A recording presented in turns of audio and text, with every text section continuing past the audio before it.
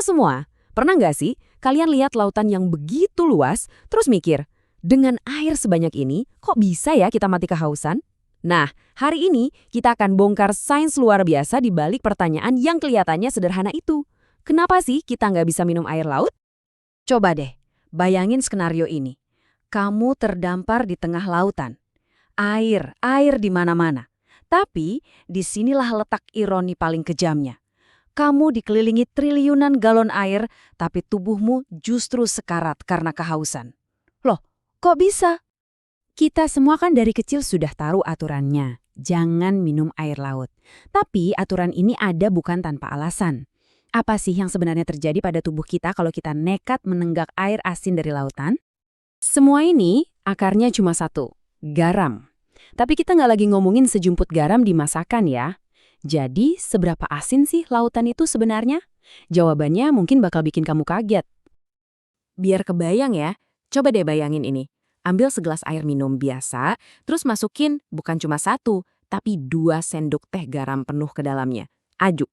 Nah, kira-kira kayak gitulah rasa dan konsentrasi air laut. Gila kan? Oke, sekarang kita masuk ke inti masalahnya. Waktu garam sebanyak itu masuk ke dalam tubuh kita, ini bukan lagi seolah rasa nggak enak. Ini udah jadi pertarungan biologis di tingkat sel. Dan sayangnya, tubuh kita berada di pihak yang kalah. Jawabannya ada di satu kata, osmosis. Ini prinsip dasar biologi. Gampangnya gini deh, air itu bakal selalu pindah dari area yang kurang asin ke area yang lebih asin untuk menciptakan keseimbangan. Dan prinsip sederhana inilah yang mengubah air laut jadi racun buat tubuh kita. Coba kita bedah proses mematikan ini langkah demi langkah. Pertama, kamu minum air laut. Kedua, cairan di luar sel-sel tubuhmu jadi super asin. Nah, karena prinsip osmosis tadi, tubuh jadi panik. Ketiga, untuk menyeimbangkan keadaan, tubuh justru menarik air yang sangat berharga dari dalam sel-sel kamu. Hasilnya, keempat, sel-sel kamu secara harfiah jadi kering kerontang dan mengerut. Ini adalah dehidrasi di level seluler yang bisa memicu kerusakan organ yang fatal. Sementara itu, ginjal kita kerja rodi. Tugas mereka kan menyaring kelebihan garam. Tapi ada masalah besar. Untuk membuang garam, ginjal butuh air tawar. Jadi, memberinya air laut itu ibarat mencoba memadamkan api pakai bensin. Bukannya padam, malah makin parah. Pikiran kita yang panik mungkin bakal bilang, oh kalau gitu minum aja lebih banyak air laut biar tubuh dapat cairan. Tapi apa benar logika sesederhana itu berlaku di sini? Salah besar, justru kebalikannya. Makin banyak air laut yang kamu minum, makin banyak air tawar yang ditarik dari sel-selmu untuk memproses garam itu. Otak kamu bakal teriak haus lebih kencang lagi. Jadi, poin krusialnya, minum air laut secara harfiah akan membunuhmu karena dehidrasi lebih cepat daripada tidak minum sama sekali. Dan kalau kamu pikir masalahnya cuma garam, tunggu dulu. Masih ada bahaya lain yang nggak kelihatan, yang mengintai di setiap ombak.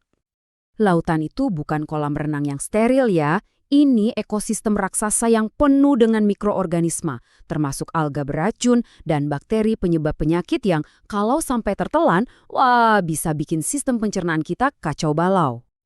Ini contoh yang ekstrim tapi nyata. Waktu terjadi fenomena yang disebut red tide, populasi alga beracun meledak.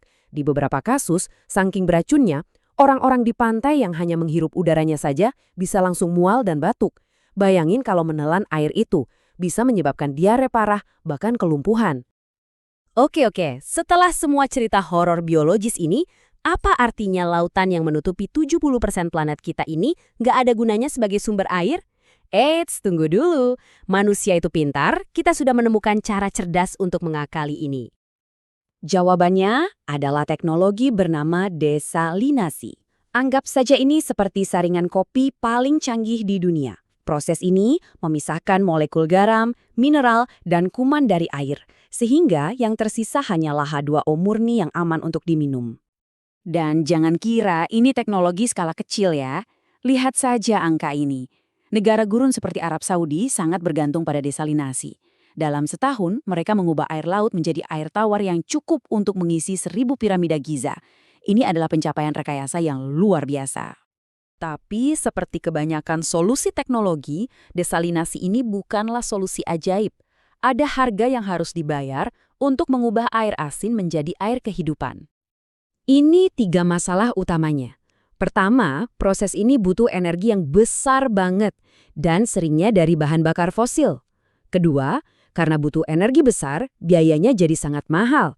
Dan ketiga, limbah dari proses ini adalah air super asin yang kalau dibuang kembali ke laut bisa merusak ekosistem. Jadi ya, ini seperti menyelesaikan satu masalah sambil menciptakan masalah baru. Sekarang, mari kita kembali ke skenario awal kita, terdampar di lautan. Semua sains tadi bukan lagi teori, tapi kenyataan pahit.